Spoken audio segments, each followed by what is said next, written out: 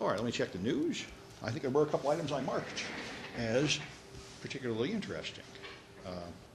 This one might be interesting. If you want to hear more about the accreditation stuff, I've posted before, there's a popular conspiracy theory on campus, and if you want, it's now finally the faculty union has filed an official lawsuit or protest of some sort against the accreditation committee.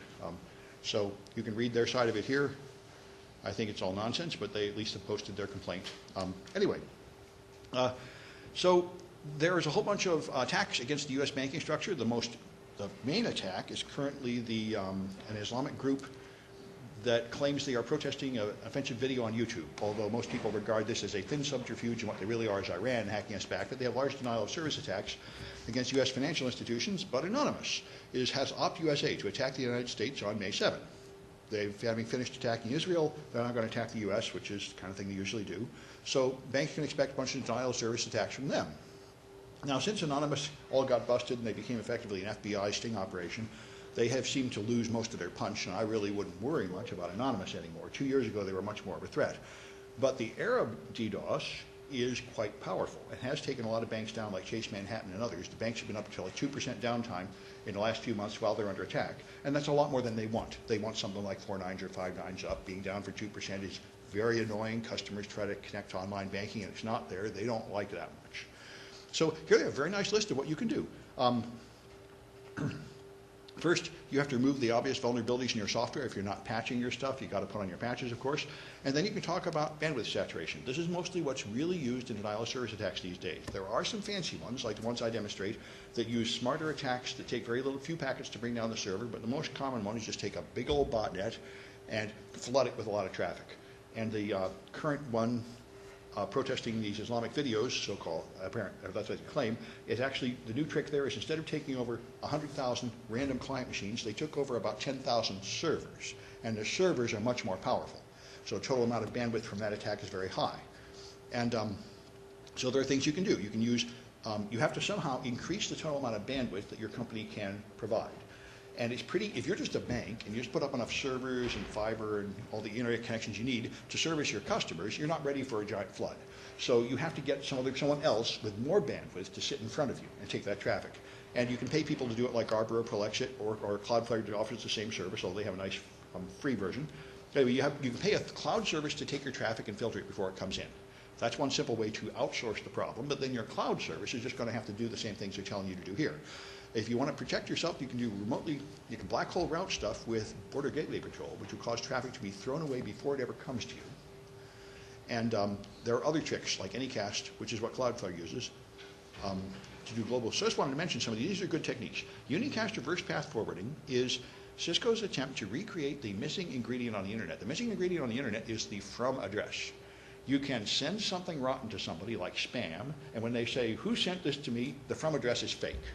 That's why we have so much trouble on the internet. That's the single problem, the single source of most of these. You can send something with an invalid from address. And Cisco, Unicast reverse path forwarding goes back through what information it has about packets and tries to backtrace it and decide whether this seems to come from the right direction or not. It's not enormously powerful, but it can go through the last couple of routers it went through and tell if this packet that claims to come from your city is in fact coming from China or something like that, and then it can block it. So that's one useful thing here. You can get packets that are coming with forged addresses.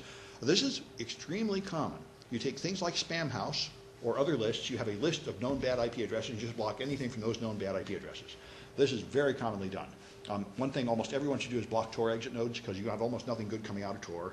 And one common thing people do is block China entirely. If you don't have any Chinese customers, block them. They did it at this college for a while under the previous administration with the lunatic in charge of the security here. He just went with the crooked vendor's recommendation, and he blocked all foreign countries. And so teachers on vacation would try to access TCS's website and say, I don't know why you're down. And then he said, wait a minute, foreign students pay the most money to come here. We want them the most. You're out of your mind. We don't want to block Asia. People in there want to relook our website. That's great. So we finally got him to knock that off. But anyway, I just thought I'd mention some of these. Resource starvation are the fancy attacks that instead of just filling the pipe with so much traffic that it can't carry anymore, actually carefully use up all your CPU or all the incoming lines like SlowLars. And those are fun, and they are used somewhat these days, but the main ones are the old-fashioned ones. And this one's kind of cute, remotely triggered black hole routing. will just decide to throw away all traffic to your IP address range when you're under attack. This is kind of drastic because it takes down your website. I'm not quite sure why they think that's a good idea. You normally do it from the source, not the destination. But it does save the other customers. It's commonly used by shared hosting facilities. Like if you go to some place that lets you host a website, like One-on-One lets me host a website for like $10 a month. That's because I'm on a virtual machine and there's 100 other websites on the same server. And so if any one of them does something that irritates somebody and they do a DDoS, they take them all down. So your hosting company will typically just kill off your website to save the others. This kind of thing would come out of this. And here's Anycast, which is very nice. What you do is you configure a data center with the same address in 3 different physical locations. Cloudflare does this up to 25 locations now, I think, across the world. It has the same IP address in all these locations, and therefore, if you try to go to the website from the US, Border Gateway Patrol will send you to the closest one. If you try to go to the same website in Asia, they'll go to this one. And if one of them gets flooded, traffic will automatically route past it over to here. Move over to Europe, over to here. This is very nice. It's global load balancing, and you really don't have to do much to accomplish this. You don't have to tell anybody that you're doing it. You just put the same public IP address in 2 places, and Border Gateway Patrol will automatically configure the shortest route to it. It's very nice. And I thought other things that might help, sometimes your web application firewalls, though they're not usually very good against DDoS, and IPSs and ACLs are slightly useful, but not all that much. Anyway, it's kind of good to talk about these things, and I'll be talking about it at DEF CON if they approve my talk. There's a lot more coming. So here's EFF, and they have analyzed the privacy policies at all of the major web service companies. So if you wonder how likely they are to just hand your data over to the government, you can rate them here. Apple will pretty much just hand it over to the government with nothing at all. They don't require a warrant. They don't tell you. They don't have a transparency report of how much data they're giving or anything like that. They just roll over and play dead. There's one that's totally, here we are, MySpace. Well, anybody uses MySpace, I don't know, but anyway, Verizon, for example. iSpace and Verizon and Yahoo will pretty much just hand it over with no questions asked. People that will protect you the most has always been Twitter. Twitter is famous for this. Twitter has resisted national security letters. They've gone to court to fight for the right to tell people that they've handed over their information to the government. So if you are afraid of the government reading your information, this is an interesting... Facebook is on here, and they're kind of in the middle. They don't tell you... Why is Facebook allowed to delete posts and stuff saying that it's a violation of policy when it's like a post about like the Second Amendment or something? Lord only knows. These guys struggle with this stuff. I mean, Facebook, I think, had a page about how to make bombs, and they defended it for a while, and then they took it down.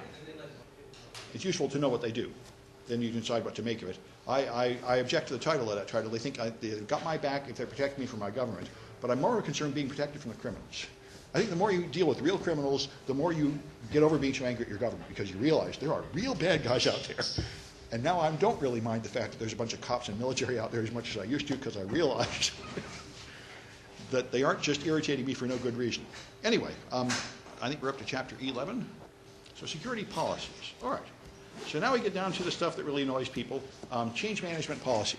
Every time you want to change anything at the company, you have to go ask for permission, wait for a board to sit, and they decide whether it is really a good idea to make that change or not. This is present even at City College. I remember one of the secretaries was complaining her machine was pathetically slow. I took a look. She had Windows XP Service Pack 3, 256 megabytes of RAM.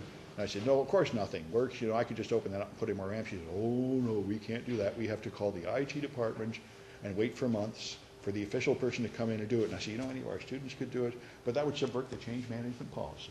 Anyway, so patch management is part of it. Make sure people put on patches and make sure they put on only the right patches. You don't want them just automatically patching with every patch that comes from Microsoft. You want them being controlled from your main server to put on the patches that you have approved, because patches often break things. So you make a request saying, I want to do something, like I don't have enough RAM, I want a faster machine. Then somebody reviews your request and approves it. Now, if it's a simple thing like that, hopefully there is someone in the help desk that has a standard way of handling a question like that. But if you want to do something else, like open up a new lab and put in more machines, or make a change the firewall rule and let another kind of traffic on the entire network, then they'll probably have to go much higher in the hierarchy. So you go up to a review, and then eventually someone will implement the change if it's approved, documenting what they've done, and you have to have a plan for reversal of a change. Now, for something you do with a single desktop, it doesn't matter much, because your plan for reversal is they can use the next machine for a while. But if you're changing something like a firewall rule or a web server, like to the next operating system version, you could very well destroy everything. You could go to the new device and it could just not work at all. So you have to have a time limit. You have to pick a time when you're going to do it. We're going to have planned maintenance for so many hours. You try it, and before those hours run out, you evaluate, is this going to work or not? And if it's not going to work, you roll back. This is something that you learn if you're a professional. Amateurs usually don't think of this, and you think of it later. So before you start, have a plan. I'm going to back up the existing system with Ghost, then I'm going to upgrade, and if that doesn't work, I'll put the Ghost image back, or if I'm replacing hardware, I'm going to take the old hardware and put it on the side, put in the new stuff, and if it doesn't work by this time, I'm putting the old hardware back, so that by morning, the website will be back up. That's what you got to do. Portable devices. You got to have policies for them. Are you going to let people carry in their USB sticks and iPods and all that jazz, or not? If you're going to try to stop them from carrying it in, of course, you've got a serious problem, like every high school can tell you. They're easy to conceal, and you're going to strip search your people. I don't know. Anyway, but anyway, you can prohibit them. You can block the USB ports on the devices, either with software or hardware. I've seen places that do that. Phones are considerably risky, and some companies prohibit mobile phones entirely because mobile phones can obviously be used to snoop on you, both voice and video, and there's plenty of malware out there that will infect your phone that will turn on the camera and the microphone to record everything around you without you knowing it. And the same thing is true of the camera on your computer, and I think I put up a link about a month ago. There's a whole forum exposing this. There's a whole hobby of people that infect laptops with Trojans, turn on the camera, and they trade the pictures and videos they make of people that don't know they're being observed, generally women. But it is kind of vile, and their punishment is severe. When they finally catch these guys, they get like 7 years in prison like any other kind of sex offender. But an enormous amount of them get away with it for years and can't be caught because of the anonymity of the internet. So a lot of companies just prohibit this. And one thing, a news article I saw about the military a few years ago is that they were finding laptop suppliers that would sell them laptops that did not have a camera or a microphone installed at all, because they didn't want to trust any so-called I turned it off. They just want to have laptops that don't have anything on there.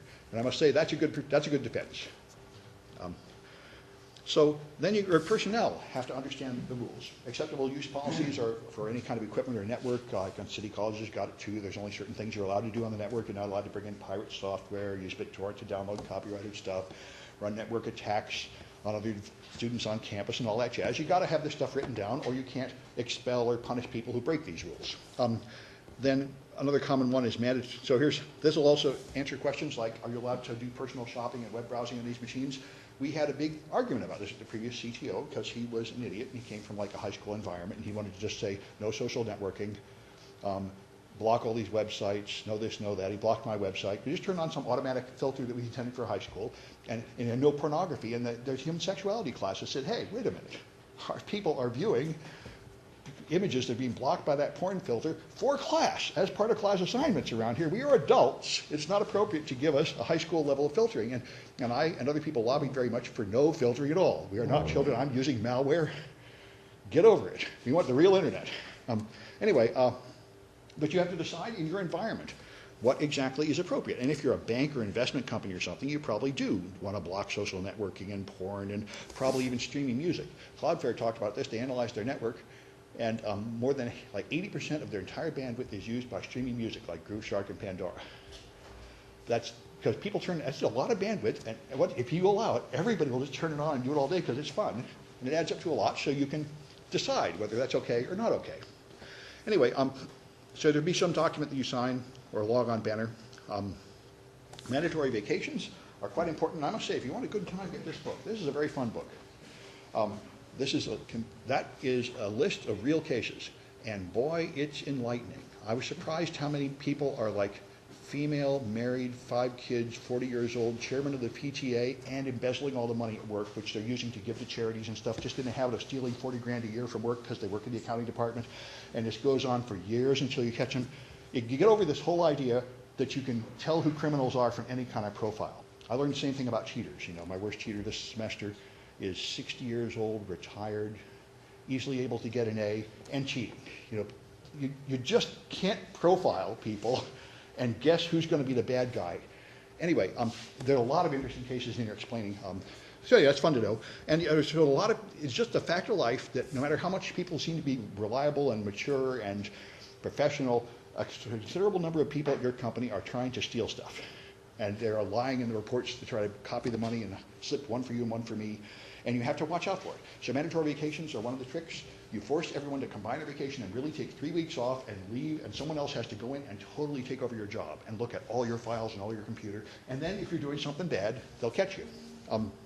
Anyway, Same thing is true of network administrators, and this is where many companies fall down. It's only one person who understands the network, this one all-important guy. All the companies I worked at were unfortunately like this.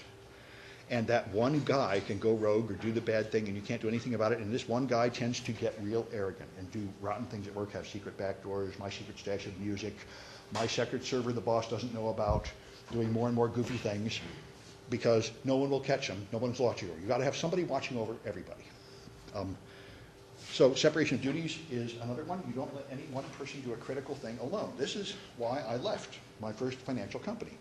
When I got there, I had never been a database analyst, but they observed I was pretty good at computers, so I moved up the ladder, and after a while I was a database analyst, and I was handling vast amounts of money, like hundreds of millions of dollars, and distributing them to people, and I learned how it worked. You never did anything alone. You'd do something, and you'd go to another person who would analyze it, who was just as competent as you, and they'd have to sign off on it before anything went out the door. That's the right way to do it. That way, I wasn't taking that risk all by myself. There's different ways to look at it. You can say it spreads the blame. If something goes wrong, there's not just one person that did it, and that way, we never made any mistakes. And then the head of the company betrayed his own second-in-command and stole $1 million from him, so he quit. And then a lot of good people left with him, because the second-in-command guy was on heart medication, and his doctor warned him, this will make you really irritable. So he announced his retirement, and they didn't retire, the owner of the company. And stayed at work, and he was just yelling at the people, yelling at everyone, yelling at the clients and driving them away. So everybody started leaving, and after a while, I was the only DBA at the company. And I said, I know this is not going to work, because stuff is starting to go wrong, and I can't be the only one around here that can actually check this stuff. So I quit. I said, I'm going to go teach college. Have a nice day. I left on good terms, so I was still able to go back and train them on stuff and visit. I highly recommend this. It took me a long time, like till I was about 40, to finally get able to break up with something without ending up hating it. As you know, I stay here for another year, I'm going to hate this place.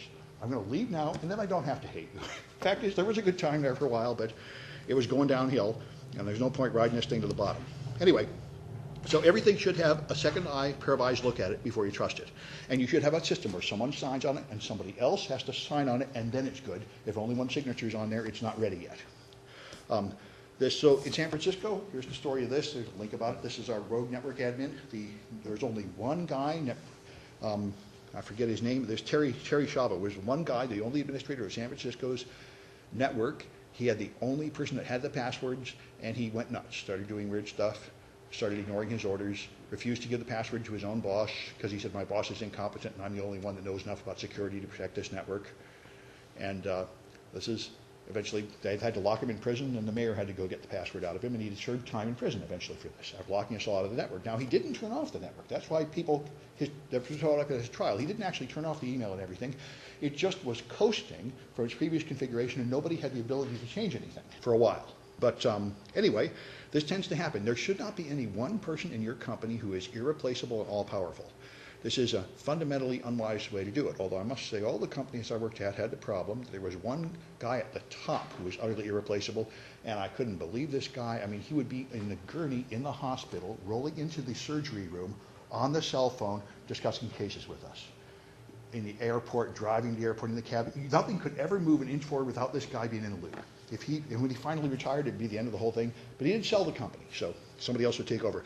But that's an unprofessional way to be. A professional company has a lot of people involved. There's a board of directors. There's second and third in commands. This is what's wrong with Apple. Apple had this one guy, Steve Jobs. He was a flaming genius, one of the most brilliant people in the whole world. And when he died, they got nothing. Tim Cook doesn't have it. Their stock is sinking. They haven't had much in the way of new products. There were about 2 years of new products that Steve Jobs had been involved in. Now he's gone, and now there's no way to replace a guy like that. They'll try to limp along, but they're going to coast down to sort of be like Microsoft or IBM. They're not going to be ruling the world of tech like they did, unless they can find another Steve Jobs, and he did not succeed in raising a second in command up to be like him. This is one of the responsibilities of people high in management, is to train the people under you and try to create people that can fill in for you. It's much better that way. Well, after I'd been the only DBA at this company for a while, and I quit, I finally went back to the other company, and it was so nice. There were like 12 people in the DBA team. They had real certifications. They knew a lot. They were just as smart as me. I go around, they were doing interesting stuff. You could get sick for a day, and somebody else could actually do your work, It was really nice to work at a place where it makes sense, and you don't pile your whole company on one person and rely on them. That's just unprofessional. Yeah, it made world news. This is one of the fairly common things. You know, San Francisco frequently makes world news, and the whole world laughs at us. I used to come from Pennsylvania. It was basically that's what you did on Sunday was you went to church and heard the preacher tell you how rotten it was in California mostly.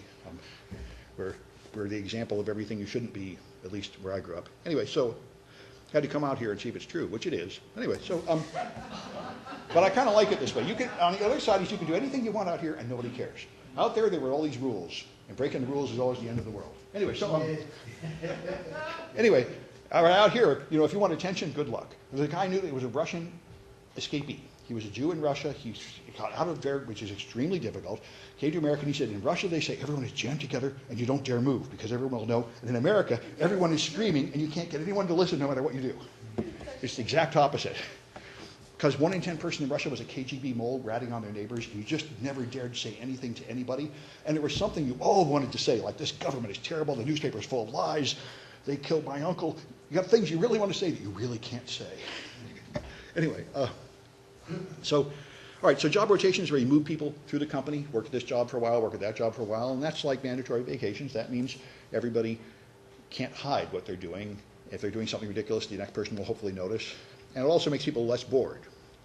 And security awareness is one common thing is to make everybody at your company have the Security Plus that this class prepares you for. But you know, you want everybody at your company to know USB drives are dangerous, attachments are dangerous, your machine might be infected, the stuff you put on your laptop might get lost. There's a lot of security risks, and you want everyone to know about it. So you typically have some kind of training program, make people go through it. And they'll tell you what your policy are, how to protect your personal identifiable information, how the laws apply to you. Well, it sure would be nice if we'd had training here in the laws. One of our network administrators put up an illegal page, and it took me 180 days to get that page taken down because the person who set it up did not know FERPA. FERPA is the law that applies to colleges. It specifies what you can do with PII, and one of the things it says is you cannot make a directory of students without giving students a chance to opt out. And somebody put an online directory so teachers could look up their students' email addresses, and I said, no, you cannot do that. That has to be behind a password by law. But I made the mistake of talking to the engineer that put it up, and I learned never to waste my time. You go to the CEO level. That is the way you get anything done. People that work on individual machines do not have the vision. I've never met one that does. Usually that's what you get promotions for. If you actually have the vision to think about what is my action doing to the company? Am I steering the company over the cliff or into the rocks, or is this accomplishing the goal of the company? Most people, technicians, do not think this way. They just think, I want to get this work done on my desk so I can go home. Whatever they told me to do, I do it. That's it. That's where my vision ends. If you have a vision beyond that, you will move up into management. Anyway, so you got to have things like social networks and risky habits like sharing passwords and letting people follow you into doors. You have to address these things. So come by an iClicker. So which of these will tell you no company email can be read on an iPhone? A really big issue. Every company has to have answered this question. All right, that is your portable device policies. BYOD is what people call it, bring your own device. Everyone wants to do that, and then you have to decide whether you're going to let them do it. And then there are other related things, like do you want to give them, I think it was HP, one of the big companies would give you money to buy your own laptop. You had like $2,000, you could either buy your own or improve your own or take the official company laptop, or $2,000 to go buy your own. And then whenever you're on company property, you have to run VMware and use the official company virtual machine. That was the rule. You can have any device you want, but all your work has to be in your company virtual machine. That's one possible way to go. But you have to come up with a deal here. You're either going to give them computers, or you're going to let them buy their own, or you're going to give them money and let them buy their own and then have rules of which one. You've got to figure out what's appropriate at your company. Here, of course, it's wide open. We're a college. Students bring in whatever they got. Teachers bring in whatever you got. You just accept that we really don't control information flow very well. That's kind of appropriate at a college, but we don't have any military classified work going on here in any military grants. And you're not going to get them until you have a different policy than what we have. Anyway, all right, so how about this one? Help desk workers can be local administrators, but not domain administrators. All right, that's account management, what groups your accounts are in. It's not personnel. That's not about people. That's about user accounts. Something about people would be something addressing background checks, punishment for misdeeds, payroll. This is about accounts. If you're in this category, you must be given those rights, not the others. This is what we also lack here. I think I told you when I first started teaching here, I sent too many students up to the official help desk to get their password reset, so they just made me the administrator on the Unix servers. And I was sitting here thinking, I'm not going to complain to them, but this is a hell of a way to run a company. I should have not been given this privilege because I don't know enough about Unix. They should have given me just the right to reset passwords or something. But rather than figure out how to do that, they just promoted me to root. And I could have done anything on the servers. And I said, this is not the right way. A proper account management policy will not let you do stupid things like that. All right. Which of these makes sure that no one employee is indispensable? All right. I thought there was a simple answer here, but now I'm not so sure. Oh, I see. Okay, I'm gonna go with job rotation, because job rotation makes sure that you have multiple people that can do every job. The rest of these don't really do that. Separation of duty means things are checked by one person and checked by another person, which does not mean that they can both completely do the job. And mandatory vacations also doesn't really mean that the person that takes over temporarily knows the job as well as job rotation. That's why I put best here. So I think job rotation is the best answer. And you'll see this a lot on cert exams. There's more than one answer that has some truth, but one of them is the best answer. Anyway, all right. Which one of these ensures that employees know the security policies? All right. And that is security training, of course. Good, everyone's got that. All right. Which of these make sure that 2 employees have approved something before it happens? All right. That is separation of duties. 2 people have to work together to accomplish a job. No one person can do it alone. All right. Which of these makes sure that each employee understands the purpose of every department? All right, and again, that's something job rotation will do for you. People have actually been in the other. Training is not going to do it. What you do is you make them go work in the mailroom for 6 months. And after that, they will no longer have that same attitude about the mailroom, or at least not falsely. That's the idea. This way people will hopefully realize how important all the different uses are. Acceptable use and security awareness are not going to do anything. Those are just pieces of paper which somebody read. If they've actually had to do a job, that's when they understand what's really required in that job and why it's important. All right, then there's data policies. You've got to protect your data. You've got a lot of data. For the very least, you have to protect private information. Like if you're at college, we don't have much in the way of intellectual property, but we do have your names and telephone numbers and social security numbers and sometimes even credit card numbers, and we got to protect that or we're in big trouble. And you may that's your customer database, and you may also have, if you're developing products, you have the secret formula for Coke and the source code for Microsoft Office and all that stuff, and that's other stuff you want to protect. So you have various policies. You have to classify your data so people know which is confidential and which is not. Then you have to handle it correctly. There has to be a shelf and a locked storage for the top secret stuff, and a top secret computer to work on it, and a top secret trash bin to put it in when you're done with it that really gets shredded or burned. You have to have every control of how the confidential stuff moves through your company and how it's separated from the non-confidential stuff. You have some way to store it, some way to get rid of it when you're done with it, and deal with these different categories. Private, personally identifiable information, PII. If you have a website, then you have to have a privacy policy. It's required by law. Somebody has to tell you. It's required if you take credit card numbers anyway. I'm not quite sure. I should casually say it's required by law. There are some laws that address this, but it's complicated. And so if you run social networking and peer-to-peer sites, there's again a huge issue, especially peer-to-peer, where almost all of your customers are going there to do something illegal. So they are, in fact, very concerned about what data you collect, and under what circumstances you let someone else see it. And if you protect them too much, then you're liable, and that's what's happened to Mega. I mean, Mega got shut down because they were being used for illegal purposes, and they were set up in a way that the company was blamed for it. Now, that did not hold up in court, but they did take all the servers and never give them back, so it's kind of weird. He kind of got punished without being proven guilty. But now he's made a new site with a bunch of encryption to make sure that the guy running the servers cannot possibly know what's in your files, hoping that this will protect him legally, saying, it's not my fault if people put illegal stuff here. I really don't know. That's a big issue there. Anyway, so you have to classify your stuff. In the government, they use top secret, secret, confidential, unclassified. Companies usually have proprietary, private, classified, public, something like that. But there has to be a rule of labeling everything so that people know this document is confidential, therefore don't just do whatever you do with everything. Stuff that's not confidential. So you label everything, backup tapes, files. Your files every Word document should have a statement in it. You see these emails from law office. I always have this thing at the bottom saying, this is confidential attorney-client information, and if it came to you by accident, you are required to delete it. You have to have that. Otherwise, then you can have an automatic system on your server that notices when documents are going by with that mark on it, and therefore can detect if too many documents are going to the wrong person or something. That's a game here. And also, it's good to put it in your files so if people prepare a talk and they give it in public and they're using your confidential image, it'll say confidential on it, and that will hopefully remind people not to use that image. Anyway, your backups also need to be labeled and handled properly. You'll see these disclaimers. Here's one of these. The information contained in this message may be privileged and confidential. Google had one email. When they decided to use Java in the Android phone about 4 years ago, they discussed this within the company, and one developer sent one email saying, I don't think we can use Java without paying Sun royalties. We're going to have to use an alternate product. And that email went to like 15 people. And one of those people forwarded one copy of that email, and they cut this thing off the bottom. And that one was disclosed to Java during the lawsuit. There's a huge lawsuit. Java sued them saying, you used our stuff, you didn't pay us royalties. And Google's defense was, we never thought of that. And the fact that they had thought about it, but all the emails had this thing at the bottom, meant they didn't have to disclose those emails to Java because they had this disclaimer, but one of them didn't.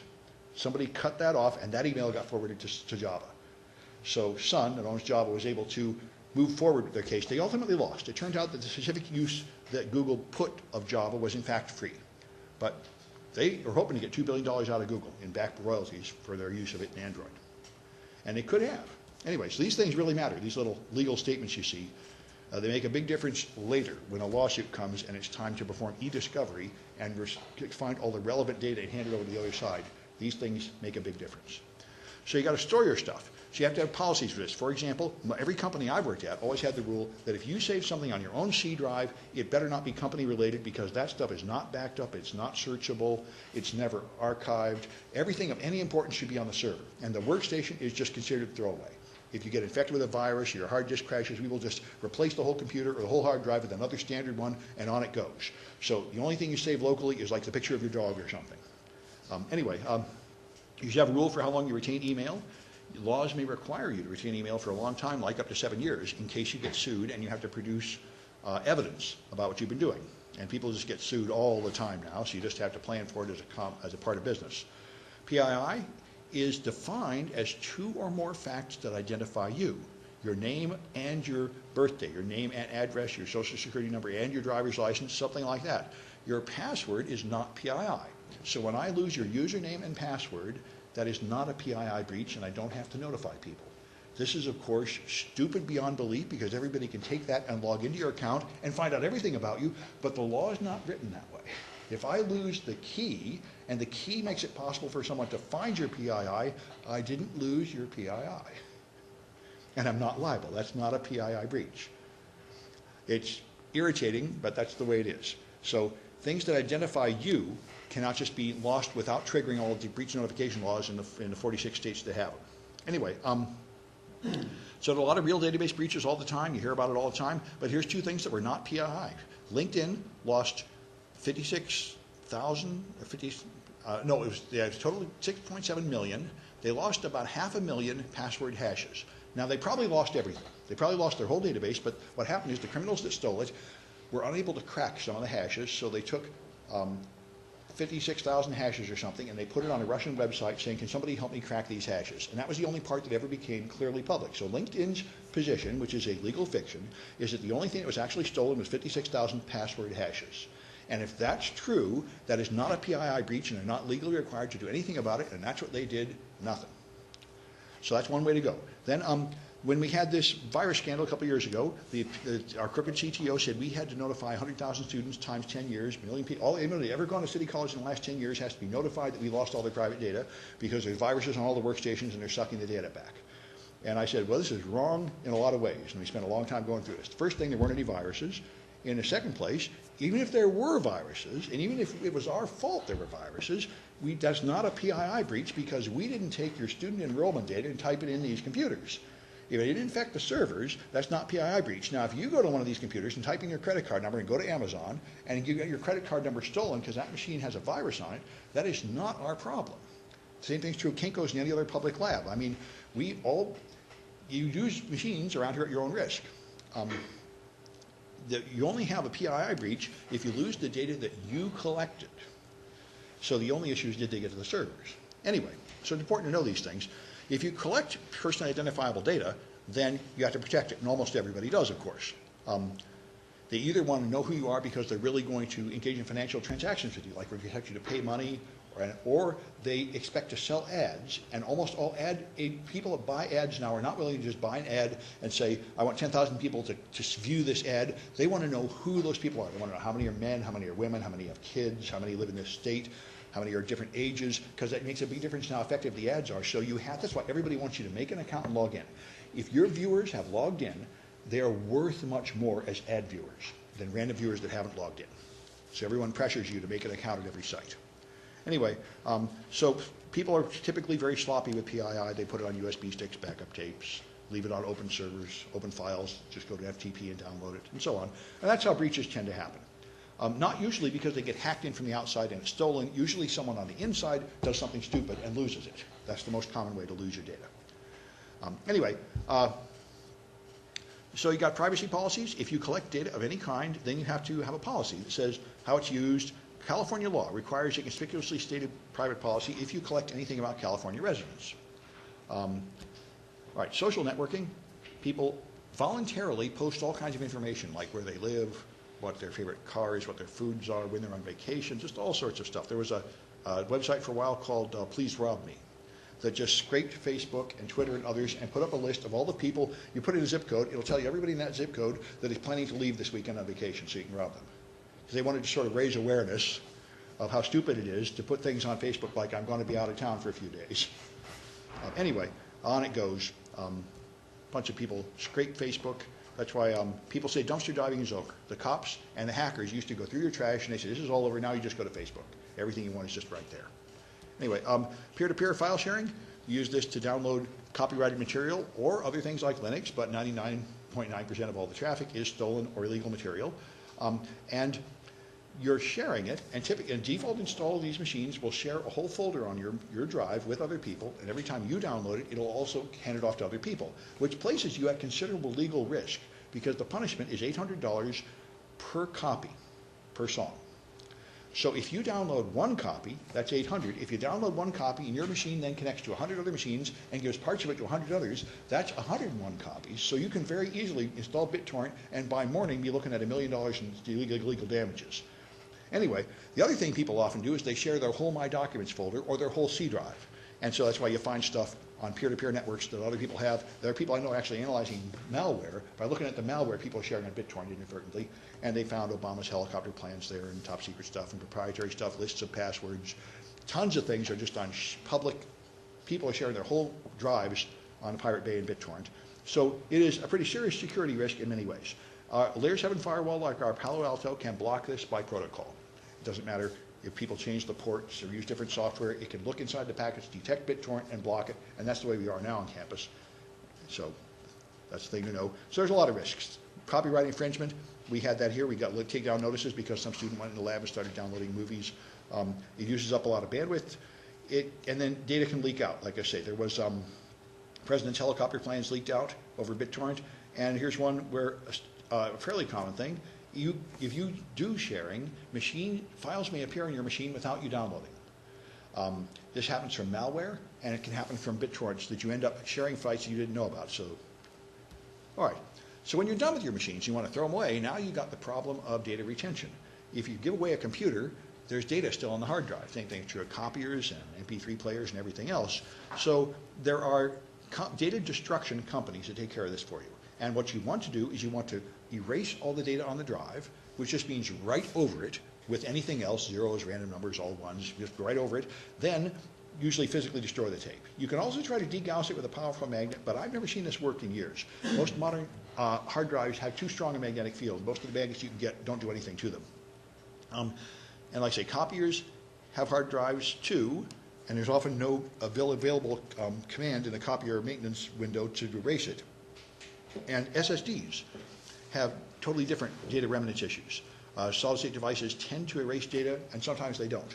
And a guy contacted me about a month ago because I published some papers about this, or some blogs sort of post about this on our website, and he said that his hard drive company destroys data for a living, and he's discovered that very often the command to erase the drive that is in the firmware fails for every brand too.